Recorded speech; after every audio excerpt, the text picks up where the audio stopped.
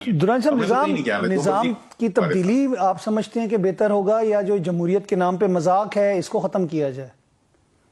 دیکھیں جی، میں تو یہ سمجھتا ہوں کہ یار آپ نے ہائیبرڈ نظام اس وقت بنایا ہوا ہے، آپ کہتے ہیں ہائیبرڈ نظام ہے، تو میں کہتا ہوں ایک کام کو اور ہائیبرڈ کرتے ہیں، احتساب کو بھی ہائیبرڈ کرتے ہیں۔ مطلب یہ ہے کہ جو احتساب ہونا ہے اس کو اسی طریقے پہ ہونا چاہیے جس طرح آرمی کے اندر ہوتا ہے یا دوسرے اداروں کے اندر ہوتا ہے۔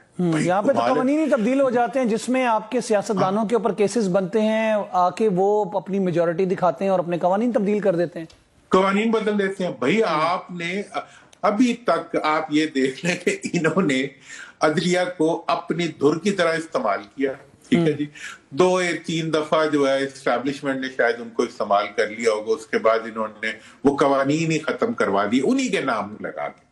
26ویں اور 27ویں ترمیم میں آپ دیکھیں، اس میں اور جو کچھ بھی جو چھوٹی موٹی 2-3 امینڈمنٹس ہوئی ہیں، اس کے علاوہ باقی میجر امینڈمنٹ یہ ہے کہ انہوں نے عدلیہ کے پورے نظام کو حکومتی نظام کے انڈر کر دی ہے، تاکہ آئندہ کیا جی ہمارے وزیر اعظم ہٹا دیا، تو ہائی خدا کی یار وہ وزیر اعظم، میں اس چیز کا وٹنس ہوں کہ جب ایس ٹی ایس کو ٹیکنا کے کیس کا فیصلہ ہونے لگا تو اس وقت امریکہ کو بلا کے لے آئے کہ جی ہم نے مشرف صاحب سے این آر او لے لے، اور این آر او لے لیا۔ اسی این آر او زدہ یہ حکمران جو ہے یہ آج جو ہے بڑی بڑی باتیں کرتے ہیں۔ بھئی تم لوگ تو اس ملک کی چوری اور اس ملک کی بربادی اور اس ملک کے اجاڑنے کے ذمہ دار ہو، اور آپ لوگوں نے ہمیشہ دنیا بھر کی جو انفلوئنس ہے اس کو پاکستان کے عوام کو محروم رکھنے کے لیے استعمال دوران صاحب میرا وہی سوال پھر آتا ہے کہ what is the better choice، یعنی کہ ہم what next، ہم کس کو دیکھیں؟ جن کو دیکھا انہوں نے جو کچھ گل کھلائے، آج جس مقام پہ پاکستان کو لے گئے، اور آج جو ایک اینٹی پاکستان نیریٹو بنتا ہے جو بھارت کے ساتھ مل کے، افغانستان کے ساتھ مل کے وہیں سے اکاؤنٹ چلتے ہیں، تو ان کے بھی شاخسانے تو یہیں سے نکلتے ہیں۔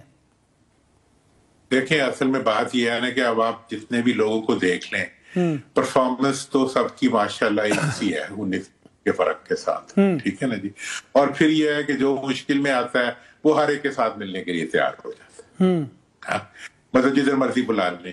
لیکن دیکھیں یا تو یہ ہے کہ پھر یہ عوام پہ چھوڑ دیں۔ اب میں آپ کو یہ بتاؤں کہ جن کو اس وقت بند کر کے ہم ان کے نیریٹو کو ختم کرنے کی کوشش کریں، ان کا نیریٹو تو اور تیز ہوتا جا رہا ہے، ٹھیک ہے جی۔ وجہ اس کی اب حقیقت میں بتاؤں تو پھر وہ اچھی نہیں لگے گی۔ حقیقت تو یہ ہے کہ جن کو بند کیا ہوا ہے ان کا نیریٹو بھی جن کی حکومت ہے وہ خود بناتے ہیں۔ سارے کی ساری اس وقت قوتیں جو ہیں وہ ایک چیز کے خلاف ہیں، عوام کے، اور عوام کے نمائندہ افواج کے خلاف متحد ہوئی، اور وہ خوشامد بھی انہی کی کرتے ہیں، کام بھی انہی سے لیتے ہیں، استعمال بھی انہی کو کرتے ہیں، مس یوز بھی انہی کو کرتے ہیں۔ اب یہ باتیں اگر سمجھانے کے لیے ممکن ہو تو بندہ سمجھا دے، ورنہ کیا ہی سکتا ہے۔ مطلب یہ ہے کہ آج کی ڈیٹ پہ آپ جتنا ماضی کی پوری میں ایک وقت کی، مجھے پتہ ہے کتنے مارشل لا لگے، مجھے پتہ ہے کہ کس نے کیا کیا کچھ کیا، میں نے سب کچھ دیکھا ہے، لیکن مجھے یہ بھی پتہ ہے کہ بینیفیشری کون تھا اور کن کی وجہ سے مارشل لا لگے، یہ بھی دیکھنا چاہیے نا، یہ بھی بہت ضروری ہے کہ مارشل لا لگنے کی وجوہات کو بھی دیکھنا چاہیے۔ لگنے کے بعد بھی کیا لگے، لگنے کے بعد پھر وہی لگے جو لگے ویسے، کمال ہے۔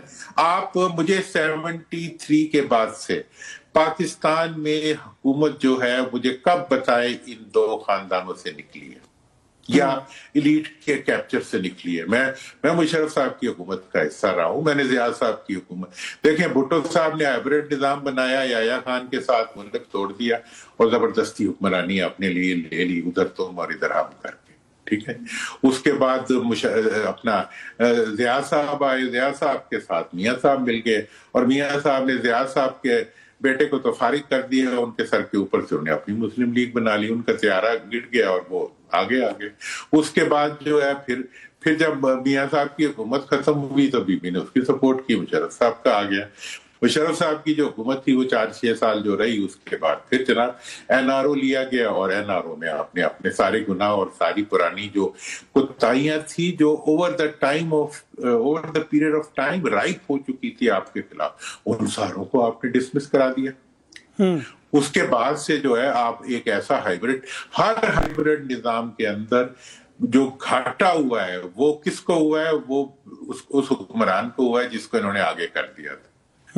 ایوب خان سے لے کے یحییٰ خان سے لے کے جتنے بھی خانوں کو اور جتنے بھی ان کو لے لیں، ساروں کو سیاستدانوں نے استعمال کر کے. اب لوگ اس پہ میرے پہ اعتراض بھی کرتے ہیں لوگ کہ جی آپ وہ آرمی کے حق میں. آرمی کے حق میں بات نہیں کر رہا، میں گراؤنڈ پہ موجود حقائق کو ایکسپوز کر رہا ہوں. اچھا درانی صاحب، فیض امیر صاحب کو سزا ہوئی ہے اور 14 سال کی سزا ہے، ابھی شاید اور متوقع ہے کہ ان کے اور اینگلز بھی انٹروگیٹ ہو رہے ہیں. آپ کو کیا لگتا ہے کہ یہی جو گرفتاری ہے یہ لیڈ کرے گی دوسرے سیاست دانوں کی طرف جو بینیفیشریز رہے؟ دیکھیں، میں آپ کو یہ بتانا چاہتا ہوں کہ یہ جو اس وقت حکمران سیاستدان ہیں وہ تو اس وقت ڈھول کی طرح اس چیز کو پیٹ رہے ہیں کہ اس گرفتاری کو لیڈ کرنا چاہیے اپوزیشن کی فردر گرفتاریوں کی طرف. ٹھیک ہے نا جی، ان کا یہ ایجنڈا ہے. نہیں سنیں، حکومتی سیاستدان بھی ہیں بیچ میں شامل، بینیفیشریز جو تھے. حکومتی سیاستدان بھی شامل ہیں بینیفیشریز جو تھے، یہ خود بینیفیشریز ہیں. ہاں یہ تو آپ چھوڑ دیں نا، آپ مطلب یہ حکمران کا بینیفیشری نہیں تھے ہمیشہ سے. مطلب ہٹوانے میں بھی بینیفیشری سے، حکومت کو بنوانے میں بھی بینیفیشری سے. ہمارے جیسے لوگ ہیں جو بینیفیشری نہیں تھے، انہوں نے بھی نو کہا اور انہیں بھی نو کہا. میں یہ بتانا چاہتا ہوں کہ یہ جو ہے اس وقت حکومت کی پوری کوشش ہے کہ وہ اپوزیشن اور اسٹیبلشمنٹ کو آپس میں ٹکراؤ میں رکھے اور اس چیز کو اسٹیبلش کرتے کہ جی اگر یہ اپوزیشن آ گئی تو جناب انڈیا کی حکومت پاکستان میں آ جائے گی، یہ آ جائے گی. وہ یار تمہاری حکومت کس کی حکومت ہے؟ شوگر ملوں سے وہ برآمد ہو رہے تھے ان کی شوگر. اب یہ ساری کہانیاں جو ہے نا یہ ہم سن کے گئے تھک. اس وقت تو سمپل سی بات یہ ہے کہ ہمیں اس ملک کی وہ کلاس چاہیے جو مڈل کلاس ہو، جو ایک ہی کام ہمارا کرنے عوام کا. میں عوام کے بیاف پہ کہتا ہوں کہ جناب وہ لوگ جن کی جائیدادیں ملک سے باہر ہیں، جن کے کاروبار ملک سے باہر ہیں، ان کو حکومت کے معاملات سے نکل جانا چاہیے. سمپلی ان کو فارغ کریں. دوسری بات یہ ہے بلدیاتی ادارے بنائیں قومی سطح پہ ایک قانون کے تحت، اور ان کو قومی اور صوبائی اسمبلی کی مدت کے برابر ان کی مدت ہونی چاہیے اور انہیں ویسا ہی تحفظ اور امپاور کریں ان کو پیسہ ٹرانسفر ہونا چاہیے. ہاں، اور نہیں انہیں وہ تحفظ ہونا چاہیے جیسے صوبائی حکومتوں کو تحفظ ہوتا ہے مرکزی حکومت سے، اسی طرح بلدیاتی اداروں کو بھی صوبائی حکومتوں سے تحفظ ہونا چاہیے.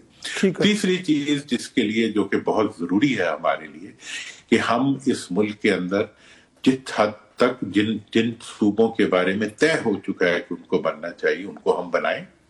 تو میں یہ سمجھ اور چوتھی اور تیسری آخری چیز جو ہے وہ یہ ہے کہ NFC ایوارڈ کی تقسیم جو ہے پورے ملک کے اندر اسی فارمولے کے تحت کی جائے جس فارمولے کے تحت اس بوریاں بھر کے NFC ایوارڈ جو ہے وہ چلا جاتا ہے چیف منسٹر کے پاس، اور چیف منسٹر ان کو لانچوں میں بھر کے جو ہے جہاں چاہیں اپنے حکمرانوں کے لیے بھیج دیتے ہیں.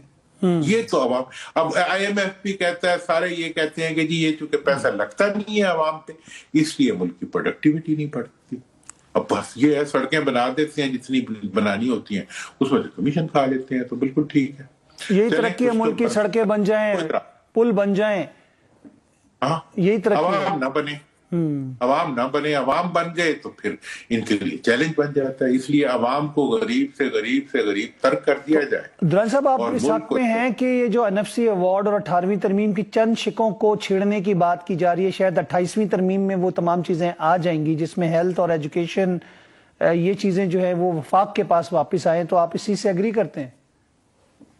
جی میں تو پہلی تو میری ڈیمانڈ ہے یہ باتیں اصل میں آپ میری اگر 18ویں ترمیم کے وقت اس کو نہ قبول کرنے کی تقریر سننے تو میں ساری چیزیں اس میں نے یہ باتیں کی نہیں. لیکن میں یہ سمجھتا ہوں کہ اس وقت کم از کم یہ تو مسٹ ہے کہ صوبائی حکومتوں کو پابند کیا جائے کہ وہ NFC ایوارڈ کے فارمولے کے تحت عوام کا پیسہ جو ہے وہ ضلعوں اور بلدیاتی اداروں میں تقسیم کرے. یہ تو منیمم ہے جو کہ اس وقت ہونا. اچھا، اب دوسری بات یہ ہے کہ یہ جو 28ویں ترمیم کا یہ والا ایجنڈا ہے، اس ایجنڈے کو موجودہ حکومت نہیں چاہتی کہ یہ ایجنڈا آگے بڑھے. اور آپ یہ دیکھ لیں گے کہ پیپلز پارٹی اور نون اس کے اوپر یہ ویسے تو 3 لیگ ریس کر رہے ہیں، 2 ٹانگیں انہوں نے آپس میں باندھی ہوئی اکٹھی، لیکن اس ایشو کے اوپر وہ آپس میں کریں گے نورا کشتی کے جیسے اللہ مان کہ جیسے پتہ نہیں کیا ہونے لگا ہے اور یہ کیا نہیں ہونے دیں گے، اس لیے کہ انہوں نے آپس میں ایکا کیا ہے۔